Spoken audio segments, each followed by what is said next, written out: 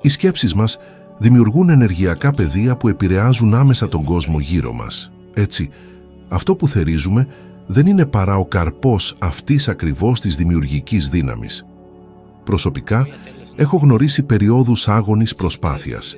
Δεν έλειπε η γνώση, ούτε η δουλειά, η πειθαρχία. Απλώς έλειπε η βαθιά ρίζωση, η εσωτερική αρμονία. Ήμουν διασκορπισμένος, κυνηγώντας φαντάσματα και ξεχνώντας την ουσία. Μόνο όταν αποφάσισα να ηρεμήσω, να βρω την εσωτερική μου ισορροπία, άρχισα να καρποφορώ. Φαντάσου το μυαλό σου να πάλεται σε ειρήνη, την καρδιά σου γεμάτη χαρά, το σώμα σου να ανταποκρίνεται με υγεία και όλα γύρω σου να ευθυγραμμίζονται, σαν όλο το σύμπαν να σε περιμένει να θυμηθείς ποιος είσαι. Αυτή είναι η σοδιά της αληθινής απόλαυσης. Η σοδιά που έρχεται όχι από την απόδοση, αλλά από την παραμονή. Παραμονή στην παρουσία. Παραμονή στον λόγο. Παραμονή στο είναι. Αν το ακούς τώρα, ίσως δεν είναι τυχαίο. Ίσως η ψυχή σου είναι έτοιμη για ένα ακόμα βήμα. Και δεν μπορούσε να εξηγήσει γιατί. Τις επόμενες μέρες επέστρεφε σε αυτόν τον ψαλμό σαν σε καταφύγιο. Έγραφε κάθε στίχο με το χέρι. Κοιμόταν μαζί του. Και εκεί, χωρίς να το καταλάβει, η πνευματική απόλαυση άρχισε να φυτρώνει σε έδαφος που γνώριζε μόνο την απελπισία. Έναν χρόνο μετά δεν είχε χρέη, αλλά αυτό ήταν το λιγότερο σημαντικό. Είχε ειρήνη, είχε εστίαση, είχε σκοπό. Χρηματοδότησε μία κλινική αποκατάστασης και όλοι οι ασθενείς λαμβάνουν ένα χειρόγραφο αντίγραφο του ψαλμού Ας. Καταλαβαίνεις τι έγινε. Η ζωή του Ριχάρδου δεν άλλαξε γιατί απομνημόνευσε ένα κείμενο. Άλλαξε γιατί συνδέθηκε με μια συχνότητα. Μια συχνότητα πραγματικής, διαρκούς, δονητικής απόλαυσης. Η απόλαυση του να είσαι με τον Θεό, όχι από φόβο της κόλασης, αλλά από τη χαρά του παραδείσου που ξεκινά από μέσα. Εδώ βρίσκεται το μυστικό που χωρίζει τους αναζητητές από τους μεταμορφωμένους. Πολλοί επιθυμούν καρπούς, θαύματα, απαντήσεις. Πλησιάζουν όμως την αλήθεια με ενοχή, φόβο, βιασύνη. Σήμερα λοιπόν, ρώτα με θάρρος. Ποιες συμβουλές ακολουθώ, ποιες πλάκες δέχομαι ως φυσιολογικές, ποιες φωνές διαμορφώνουν την ταυτότητά μου. Η ρόδα των χλευαστών δεν είναι μόνο έξω, είναι μέσα σου. Εσύ αποφασίζεις αν θα σηκωθείς από εκεί. Μπορείς να επιλέξεις την αλλαγή ή το αργό δηλητήριο της κριτικής. Δεν μπορείς και τα δύο. Η ευλογία βρίσκεται σε ένα μονοπάτι, η στασιμότητα σε άλλο. Ο ψαλμός Άραταου είναι μια πρόσκληση. Σηκώσου από το τραπέζι της μετριότητας και κάτσε στο τραπέζι της σοφίας. Η ευημερία δεν είναι τυχαία, ούτε προορισμός γραμμένος στα άστρα. Είναι μια συμφωνία με την ψυχή, μια αρμονία με τον εσωτερικό κόσμο που αντανακλάται στην εξωτερική πραγματικότητα. Πολλοί κυνηγούν την επιτυχία σαν φάντασμα, ακολουθώντας μυστικές συνταγές και μαγικές φόρμουλες, χωρίς να κατανοούν ότι η αληθινή αυθονία πηγάζει από μέσα, από τις ρίζες της ύπαρξής μας, όπως η δροσερή πηγή που τρέφει το αιωνόβιο δέντρο. Είναι μια σταθερή ανάπτυξη, όχι μια αστραπιαία λάμψη. Όπως το δέντρο που καρποφορεί στην κατάλληλη εποχή, έτσι και εσείς θα ανταμυφθείτε στον δικό σας χρόνο. Εστιάστε στην εσωτερική σας ανάπτυξη και όχι μόνο στα εξωτερικά αποτελέσματα. Καλλιεργήστε την εσωτερική σας γαλήνη και αφήστε τον κόσμο να ανταποκριθεί. Η δύναμη της δημιουργίας ενεργείται μέσα από την εσωτερική σας σιωπή, μέσα από την αρμονία με τον αληθινό σας εαυτό, την ανεξάντλητη πηγή της ευημερίας. Απομακρύνθηκα από το γράψιμο, την εργασία, την υποχρέωση να παράγω και άρχισα να κάνω ένα πράγμα, να διαλογίζομαι στον νόμο, όχι για να γράψω γι' αυτό, όχι για να διδάξω, μόνο για να κατοικήσω. Διάβαζα τους ψαλμούς αργά, σιωπηλά, επανέλαβα με χαμηλή φωνή, αναπνέω μαζί με τις λέξεις. Και εκεί κάτι ξαναγεννήθηκε.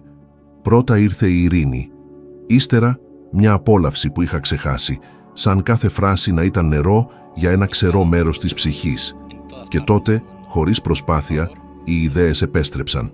Γιατί όποιος είναι φυτεμένος με χαρά στην αλήθεια, ήδη ευημερεί ακόμα κι αν κανείς δεν το βλέπει.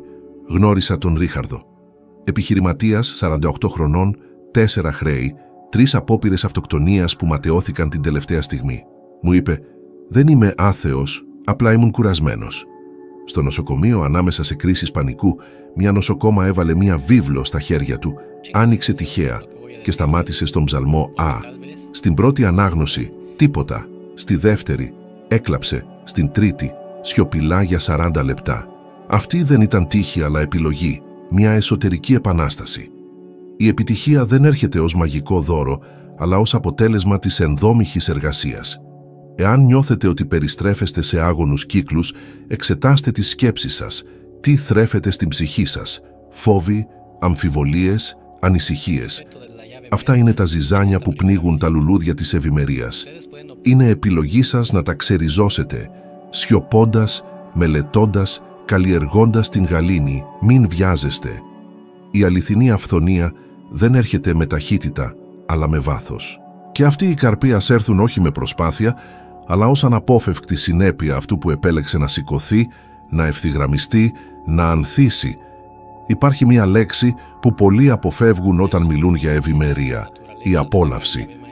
Και όμως, με αυτήν ακριβώς, ο ψαλμός Άμα σπάει το παράδειγμα της άγονης θρησκευτικότητας, της πίστης που βασίζεται στην προσπάθεια, της πνευματικότητας που υπακούει χωρίς να αισθάνεται. Αλέν τον νόμο Κυρίου η θέλησης αυτού. Όχι χρέος, όχι υποχρέωση, όχι μηχανική ρουτίνα. Και όταν λιγότερο το περιμένεις θα καταλάβεις, δεν εσύ κατοικείς στην αλήθεια. Η αλήθεια άρχισε να κατοικεί σε σένα.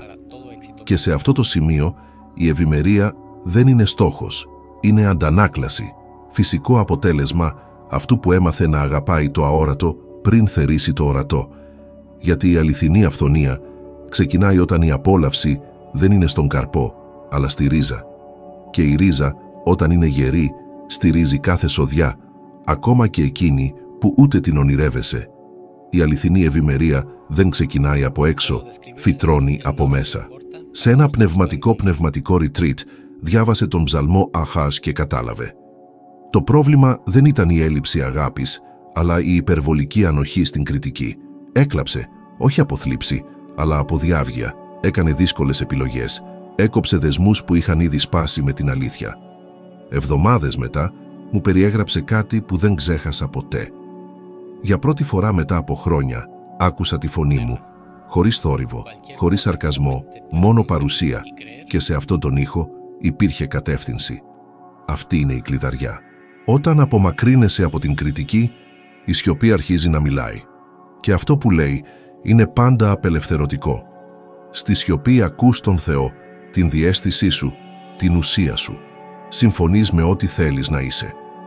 Ο Τζο Ντισπένζα έλεγε ότι το κβαντικό πεδίο ανταποκρίνεται στην ύπαρξή σου, όχι στις κραυγές του μυαλού σου. Προσθέτω, δεν ανταποκρίνεται στην ηρωνία, αλλά στην πεποίθηση. Και η πεποίθηση ανθίζει σε κλίμα σεβασμού, όχι κινησμού. Ξέρεις να το αναγνωρίζεις.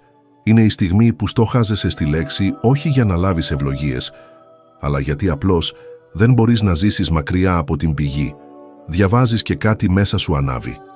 Δεν είναι ενοχή, είναι φωτιά, είναι συχνότητα. Γιατί όμως τόσοι λίγοι το βιώνουν. Γιατί είναι εθισμένοι στην άμεση απόλαυση, γιατί ανταλλάσσουν βάθος με ερέθισμα, γιατί διαλογίζονται βιαστικά, προσεύχονται με φόβο, μελετούν σαν να εκτελούν μια λίστα υποχρεώσεων, όχι σαν να κολυμπάνε σε ένα ποτάμι. Αφήστε το δέντρο της ζωής σας να φυτρώσει βαθιά, να ριζώσει με δύναμη, να αντέξει τις φθορές του χρόνου και να ανθίσει στην εποχή του. Μην είστε η άχυρο στο χέρι του ανέμου, αλλά η ρίζα που τρέφει το αιωνόβιο δέντρο της ζωής σας. Η ζωή, σαν δέντρο αρχαίο, ριζώνει εκεί που επιλέγει. Κάθε μέρα η επιλογή επαναλαμβάνεται. Σε μια πραγματική γνήσια δόνηση, ριζωμένη στην έντονη επιθυμία να ενωθείς με την αλήθεια. Η απόλαυση του να είσαι με τον Θεό δεν είναι πολυτέλεια, είναι δημιουργική εργαλειοθήκη, πνευματική τεχνολογία που μεταμορφώνει το μυαλό, το σώμα, την πραγματικότητα. Θυμάμαι ξεκάθαρα μια περίοδο εξάντλησης, ένιωθα σαν ξερό πηγάδι. Δεν έρχονταν ιδέες, δεν προχωρούσαν σχέδια, καμία λέξη δεν με ενθάρρυνε, όλα είχαν χάσει τη λάμψη τους, μέχρι που μια νύχτα, κουρασμένος από τον αγώνα, αποφάσισα να σταματήσω. Γιατί? Γιατί αγνοούν τη θεμελιώδη αυτή αρχή. Η αληθινή ευημερία δεν κυνηγέται, καλλιεργείται, και αυτή η καλλιέργεια δεν ξεκινά από το εξωτερικό, από τα χρήματα ή τις επιχειρηματικές κινήσεις, αλλά από το εσωτερικό τοπίο. Τα σπέρματα της σκέψης, τα θρεπτικά συστατικά των συναισθημάτων, η δύναμη της πίστης, η γονιμότητα της ηρεμίας, αυτό ορίζει το μέγεθος του καρπού. Η βιολογία επιβεβαιώνει την αλληλεπίδραση μεταξύ σκέψης και ύλης και γι' αυτό τόσοι απογοητεύονται στην πνευματική τους πορεία. Διαβάζουν σαν να μελετούν τεχνικό εγχειρίδιο, προσεύχονται σαν να κάνουν παραγγελία, διαλογίζονται με χρονόμετρο. Πώς να περιμένεις πλούσια σοδιά όταν πατάς το έδαφος με τόση βιασύνη? Πώς να θέλεις γλυκούς καρπούς όταν φυτεύεις με βαρεμάρα, υποχρέωση ή φόβο? Η αλήθεια είναι ότι το σύμπαν ή, όπως το αποκαλώ εγώ, η άπειρη νόηση δεν ανταποκρίνεται στην μορφή, ανταποκρίνεται στη δόνηση. Και τότε, ακόμα και οι προκλήσεις αλλάζουν χρώμα. Γιατί σταματάς να ψάχνεις έγκριση, να χρειάζεται να αποδείξεις, να τρέχεις πίσω από ό,τι μπορεί να ανθίσει μόνο όταν σταματάς. Γιατί η απόλαυση τρέφει την επιμονή, είναι αυτή που μετατρέπει το ακόμα όχι σε επιμένω. Ο Νέβιλ Γκόνταρντ έλεγε ότι πρέπει να αναλάβουμε το συναίσθημα της εκπληρωμένης επιθυμίας.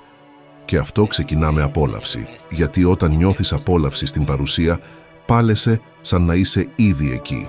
Με διάβγεια, κατεύθυνση, δύναμη. Δεν είχα πια βιασύνη, ήθελα μόνο να παραμείνω σε αυτή την κατάσταση. Και εκεί, στην απουσία προσπάθειας, άρχισε να φυτρώνει η πραγματική δύναμη. Καταλαβαίνεις. Η απόλαυση στον νόμο του Κυρίου δεν είναι ακατόρθωτη έκσταση. Είναι ένας εσωτερικός τόπος, όπου η ψυχή αισθάνεται στο σπίτι της, όπου δεν χρειάζεται να είσαι κάποιος για να αγαπηθείς, όπου δεν υπάρχει κρίση, όπου η παρουσία αρκεί, όπου η αλήθεια δεν βαραίνει, απελευθερώνει. Και το πνευματικό πεδίο που κινείται από συνέπεια αρχίζει να ανταποκρίνεται. Απόψε λοιπόν, διάλεξε μία στιγμή για να μην κάνεις τίποτα. Μόνο κάθισε, με τη βίβλο στα χέρια ή με μία λέξη που ανάβει την ψυχή σου. Μην προσπαθήσεις να καταλάβεις. Μην περιμένεις να νιώσεις κάτι γκραντ. Μείνε εκεί, επαναλαμβάνοντας σιωπηλά. Η ψυχή μου αγάλεται στην αλήθεια. Το μυαλό μου κατοικεί στο αιώνιο. Η καρδιά μου ανθίζει στον καιρό του Θεού. Επανέλαβε σαν να φυτεύεις, σαν να ποτίζεις, σαν να περιμένεις. Ένα νέο κλειδί θα σου δοθεί για να γίνεις λίγο πιο σοφός, πιο ευθυγραμμισμένος, πιο ολοκληρωμένος από ό,τι ήσουν μέχρι τώρα. Απεριόριστη ευγνωμοσύνη για την παρουσία σου, την προσοχή σου, την ανοιχτότητά σου. Σας περιμένω στο επόμενο βίντεο. Ας συνεχίσουμε μαζί σταθερά, σαν δέντρα δίπλα στο ποτάμι. Δεν είναι τυχαίο που ο Ψαλμός 1 ξεκινά όχι με υποσχέσεις πλούτου, αλλά με μια εσωτερική γαλήνη, μια σταθερή δύναμη που μοιάζει με δέντρο δίπλα σε ριάκι, δεν επιθυμεί την ευμάρεια, την ζει, γιατί οι ρίζες του φτάνουν βαθιά. Είναι το έδαφος, η βαθιά ρίζωσης που ορίζει την καρποφορία. Πολλοί καταστρώνουν μεγαλεπίβολα σχέδια, ακολουθούν εξαντλητικές μεθόδους, αλλά η χρηματική αυθονία παραμένει μακρινό όνειρο. Όταν βιώνεις αυτή την ανώτερη απόλαυση, μεταμορφώνεις τον εσωτερικό σου κόσμο. Και όπως έλεγε ο Τζο Ντισπέντσα, το κβαντικό πεδίο δεν ανταποκρίνεται σε αυτό που λες ή σκέφτεσαι, αλλά σε αυτό που πάλεσαι συνεχώς. Η πνευματική απόλαυση είναι κώδικας εκδήλωσης. Είναι το αθόρυβο καύσιμο του δέντρου του ψαλμού. Και αυτό που λίγοι αντιλαμβάνονται είναι ότι αυτό το δέντρο δεν ανθίζει από υποχρέωση. Ανθίζει γιατί ζει στον ρυθμό αυτού που αγαπά. Απόλαυση. Μια εσωτερική σιωπηλή ζωντανή χαρά γιατί είσαι ενωμένος με την αλήθεια. Αυτή η συχνότητα είναι που λίγοι αναφέρουν η πνευματική απόλαυση, η γνήσια ικανοποίηση γιατί είσαι ευθυγραμμισμένος με το δίκαιο, το αγνό, αυτό που αντυχεί στην ψυχή. Και αυτή η κατάσταση δεν είναι αποτέλεσμα, είναι το κλειδί. Αυτή η απόλαυση είναι που γνωρίζει το δέντρο του ψαλμού. Δεν εξαναγκάζει τον καρπό. Δεν τρέχει. Δεν εξαντλείται. Απλά ζει, σιωπηλά, σε παρουσία, σε ευθυγράμμιση. Και γι' αυτό, ό,τι κάνει, ευημερεί. Κλείσε τα μάτια. Ανάπνευσε. Αισθάνσου αυτή τη δυνατότητα μέσα σου. Φαντάσου τι θα συνέβαινε αν κάθε μέρα, αντί να ψάχνεις αποτελέσματα, έψαχνες πνευματική απόλαυση. Αν η πρώτη σου πράξη δεν ήταν ο αγώνας για στόχους, αλλά το να καθίσεις με την αλήθεια μέχρι να γίνει το έδαφος σου. Θα αποτύχεις. Και όταν επαναλαμβάνεται δυνατά ή σιωπηλά, μολύνει τις σκέψεις σαν ιός. Σε κάθε νέα ιδέα ψιθυρίζει ανοησία. Σε κάθε τολμηρό βήμα, γιατί θα αποτύχεις πάλι. Χωρίς να το καταλάβεις, γίνεσαι εχμάλωτος αόρατων αλυσίδων φτιαγμένων από κακές λέξεις, που ηχούν σαν ηρωνία αλλά λειτουργούν σαν κατάρα. Γι' αυτό ο ψαλμός Α δεν ξεκινά με ύμνο, αλλά με προειδοποίηση για τις επιρροές που επιτρέπεις. Η λέξη κλειδί, ανοχή. Δεν καταδικάζεις την ηρωνία, την επιτρέπεις. Έχω μελετήσει για χρόνια τις ζωές μεγάλων προσωπικότητων, από τον Ροκφέλερ μέχρι τον Έντισον, αναζητώντας το κλειδί. Η απάντηση δεν κρυβόταν σε τραπεζικούς λογαριασμούς, αλλά στην ηρεμία ενός αρχαίου κειμένου, σε μια απλή ψαλμοδία που αποκαλύπτει μια κοσμογονική αλήθεια. Η εσωτερική ισορροπία ως προϋπόθεση της εξωτερικής ευημερίας. Και όπως έλεγε ο David Hawkins, η αλήθεια δεν είναι έννοια, είναι επίπεδο συνείδησης. Και αυτό το επίπεδο το προσλαμβάνεις με παράδοση, όχι με έλεγχο. Η πνευματική απόλαυση είναι το αντίθετο της θρησκευτικής αγωνίας, το αντίθετο της απέτησης για αποτελέσματα. Το αντίθετο της προσπάθειας να αξίζεις κάτι είναι η βαθιά συνειδητοποίηση ότι ήδη είσαι στην σωστή θέση, ακόμα κι αν οι καρποί δεν έχουν εμφανιστεί. Ποιους αγκαλιάζεις? Τι θρέφει την ύπαρξή σου? Τι σε κάνει να ανθίζεις? Ανηχούν γύρω σου φωνές που λιδωρούν την πίστη, την ακεραιότητα, την επιμονή, θυμήσου. Η επιλογή είναι δική σου. Μπορείς να απομακρυνθείς, να ξαναφυτευτείς σε γη γόνιμη. Η κριτική, θορυβώδης ίσως, δεν είναι αιώνια. Ξηραίνεται, μαραίνεται, χάνεται στον άνεμο. Όποιος όμως ακολουθεί την αλήθεια, ανθίζει στην ώρα του, αθόρυβα, δυνατά, με βαθιές ρίζες. Και όταν το κάνεις, ετοιμάσου. Ο ήχος που θα ακούς δεν θα είναι η αμφιβολία, αλλά η διάβγεια. Όχι η σύγκριση, αλλά η πεποίθηση. Όχι το κενό γέλιο της ηρωνίας, αλλά η σταθερή φωνή της αλήθειας που ανθίζει. Αυτό είναι το μυστικό που δεν σου είπαν. Η ευημερία σου ξεκινά από το που επιλέγεις να καθίσεις. Δεν είναι μεταφορά. Είναι το πρώτο βήμα της μεταμόρφωσης. Αλλάζοντας τη συχνότητα του περιβάλλοντός σου, αλλάζεις το πεπρωμένο των καρπών σου. Σαν φυγάδες, όχι σαν παιδιά. Ο φυγάς διαβάζει για να αποφύγει τιμωρίες. Το παιδί γιατί αγαπά να είναι κοντά στον πατέρα. Ο φυγάς προσεύχεται για να ζητήσει κάτι. Το παιδί γιατί βρίσκει απόλαυση στο να είναι. Αυτή η απόλαυση αλλάζει τα πάντα. Ενεργοποιεί τον ανώτερο εγκέφαλο. Βελτιώνει την χημεία του σώματος. Αναδιοργανώνει το ηλεκτρομαγνητικό σου πεδίο. Ευθυγραμμίζει την ενέργειά σου με το αγνό, το καλό, το αιώνιο. Και τότε οι πόρτες ανοίγουν. Όχι γιατί το έσπρωξες, αλλά γιατί έγινες ένα με το μονοπάτι. Χαμογελάς από ευγένεια, σιωπάς από συνήθεια, παραμένεις από φόβο της μοναξιάς. Κάθε στιγμή όμως που κάθεσαι ανάμεσα σε κριτές, αλλάζεις συχνότητα. Και σε μολυσμένο έδαφος δεν ευδοκιμεί καμία σοδιά. Θυμάμαι την Ελένη, δυναμική, έξυπνη, αλτρουίστρια. Κάτι όμως δεν ευημερούσε. Οι σχέσεις της.